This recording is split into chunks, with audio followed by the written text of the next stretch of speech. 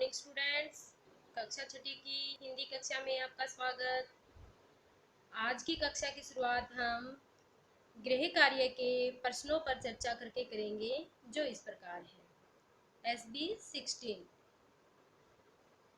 अभ्यास प्रश्न 8.1 निम्नलिखित प्रश्नों के उत्तर एक वाक्य में लिखिए। जो देखकर भी नहीं देखते, पंक्ति का अर्थ बताइए। जो देखकर भी नहीं देखते का अर्थ है दृष्टिहीन। नेक्स्ट क्वेश्चन, लेखिका किसकी परीक्षा लेती है और क्यों? लेखिका अपने मित्रों की परीक्षा लेती है, यह जांचने के लिए कि वे क्या देखते हैं। नेक्स्ट क्वेश्चन, लेखिका किससे स्पर्श मात्र से पहचान लेती है? लेखिका भोजपत्र के पेड़ की चिकनी छाल, चीड़ की खुरदरी छाल और अन्य सैकड़ों चीजों को स्पर्श मात्र से पहचान लेती है। नेक्स्ट क्वेश्चन, स्पर्श मात्र से पहचान लेती हूँ प्रस्तुत पंक्ति के माध्यम से लेखिका की किस शारीरिक अक्षमता का पता चलता है? इस पंक्ति से लेखिका के दृष्टिविहीन होने का पता चलता है। तो बच्चों, पिछली कक्षा में आप सभी ने जो देखकर भी नहीं देखते पाठ के पृष्ठ संख्या 80 के अनुच्छेदों को पढ़कर उसके मूल भाव को समझा। आइए अब हम पाठ के शेष अनुच्छेद को पढ़कर समझते हैं। अब आप अपनी NCERT पाठ्य पुस्तक के पृष्ठ संख्या 81-82 से जो देखकर भी नहीं देखते पाठ का अगला भाग पढ़ेंगे, समझेंगे और उसके मूल भाव को जानेंगे, जो इस प्रकार है। पृष्ठ संख्या 81 के अनुच्छेदों का मूल भाव। लेखिका कहती है कि अपनी अंगुलियों के बीच बहते पानी को महसूस करने से उन्हें आनंद मिलता है। बदलता हुआ मौसम उनके जीवन में खुशियां भर देता है। लेखिका को लगता है कि जब इन सब चीज़ों को छूने मात्र से ही इतनी खुशी मिलती है, अगर वे इन सब को देखती तो उनमें खो ही जाती। लेखिका के अनुसार जिनकी आंखें होती हैं वे लोग बहुत ही कम देखते हैं। वे प्रकृति को लेकर असंवेदनशील होते हैं। मनुष्य के पास जिस चीज़ की कमी होती है वह उसे प्राप्त करने के लिए लालायित रहता है, जबकि मनुष्य के पास जो चीज़ें हैं उसके उचित प्रयोग से जीवन में खुशियों के इंद्रधनुषी रंग भरे जा सकते हैं। अब बच्चों, लेखिका का संक्षिप्त परिचय जानेंगे। पूरा नाम क्या है? Helen Keller. जन्म कहाँ पर हुआ, कब हुआ? 27 जून 1880 में अल्बामा, अमेरिका में। पिता का क्या नाम था? Arthur Henley Keller. माता का नाम केट एडम्स केलर। शिक्षा BA हार्वर्ड यूनिवर्सिटी से। मृत्यु इनकी 1 जून 1968 को। हेलन केलर एक मशहूर लेखिका थी जिन्होंने अपनी रचनाओं और महान विचारों के माध्यम से लोगों के अंदर सकारात्मक सोच विकसित करने में मदद की एवं उन्हें आगे बढ़ने के लिए प्रोत्साहित किया।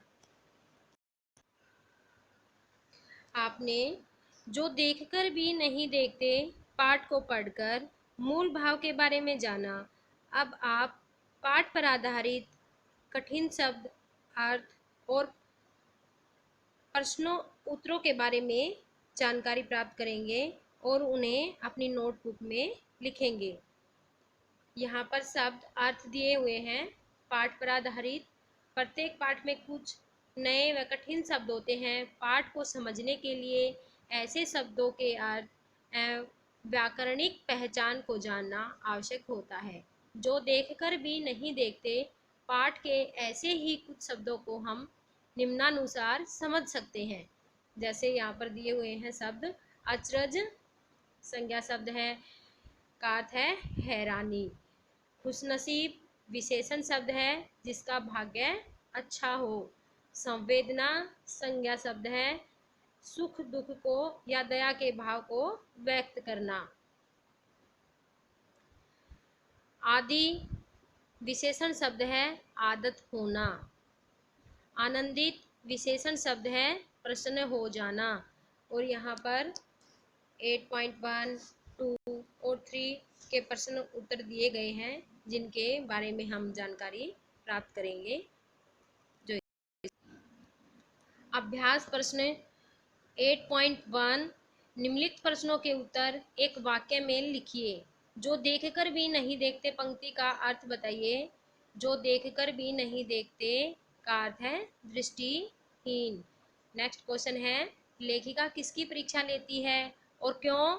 लेखिका अपने मित्रों की परीक्षा लेती है यह जांचने के लिए कि वे क्या देखते हैं।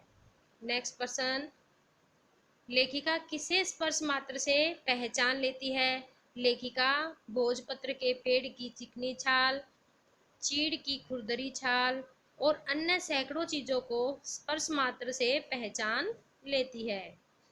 स्पर्श मात्र से पहचान लेती हूँ प्रस्तुत पंक्ति के माध्यम से लेखिका की किस शारीरिक अक्षमता का पता चलता है? इस पंक्ति से लेखिका के दृष्टिविहीन होने का पता चलता है। नेक्स्ट 8.2 निम्नलिखित प्रश्नों के उत्तर संक्षेप में लिखिए। प्रस्तुत पाठ पढ़कर आपने किस किस के महत्व को समझा? आँख एवं अन्य इंद्रियों जैसे नाक, कान, त्वचा आदि का तो हमारे जीवन में महत्व है ही, संवेदना का भी महत्व बहुत अधिक है।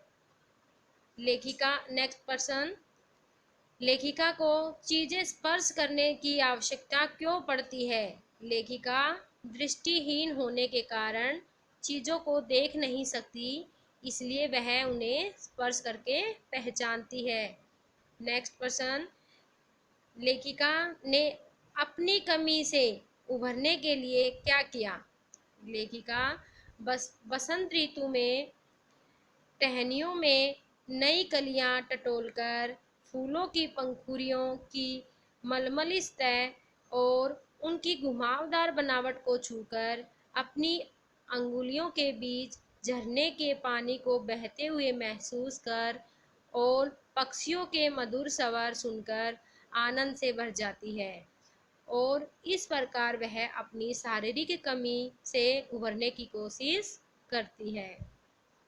नेक्स्ट पर्सन पाठ के आधार पर लेखिका का स्वभाव बताइए। लेखिका अत्यंत ही संवेदनशील और सजग है। वह प्रकृति की सुंदरता को छूकर और सुनकर महसूस कर लेती है और अपने जीवन की कमियों को भुला देती है। नेक्स्ट 8.3 स्पर्श और आँखों की शक्ति को अपने शब्दों में व्यक्त कीजिए। स्पर्श शक्ति और आंखें दोनों ही हमारे लिए बहुमूल्य हैं। दुनिया की सारी सुंदरता को हम आँखों से ही देख सकते हैं और स्पर्श करके महसूस कर सकते हैं। इनके कारण ही हमारे जीवन में विभिन्न प्रकार के रंग और अनुभव शामिल होते हैं जो जीवन को सुखमय बनाते हैं। नेक्स्ट पर्सन प्रस्तुत पाठ से प्राप्त शिक्षा को अपने शब्दों में लिखिए। हमें अपनी संवेदनाओं को जागृत रखकर जीवन का आनंद लेना चाहिए। किसी भी चीज के अभाव में शिकायत नहीं करनी चाहिए बल्कि जो मिला हुआ है उसके लिए शुक्रगुजार होते हुए अपनी क्षमताओं का भरपूर उपयोग करना चाहिए। तो बच्चों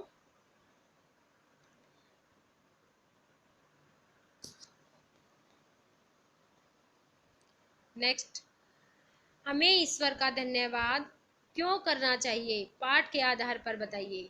हमें ईश्वर के प्रति कृतज्ञ होना चाहिए कि उसने हमें सभी अंग सही सलामत दिए हैं। किसी एक भी अंग के अभाव में जीवन जीना कठिन हो जाता है। नेक्स्ट प्रश्न, लेखिका के मन में के भाव को आपने पढ़ा। लेखिका के समान किसी ऐसे व्यक्ति के बारे में लिखिए जिसकी स्थिति लेखिका जैसी हो। उसने अपनी कमी के लिए किस विकल्प की सहायता ली है, उसके बारे में वर्णन कीजिए।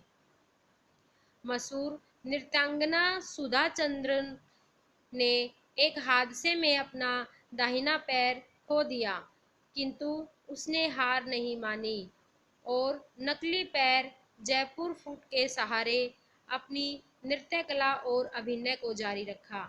अपनी इच्छा शक्ति के बल से उन्होंने मुसीबतों का सामना किया और नृत्य कला के क्षेत्र में अपार सफलता हासिल कर अपनी पहचान बनाई।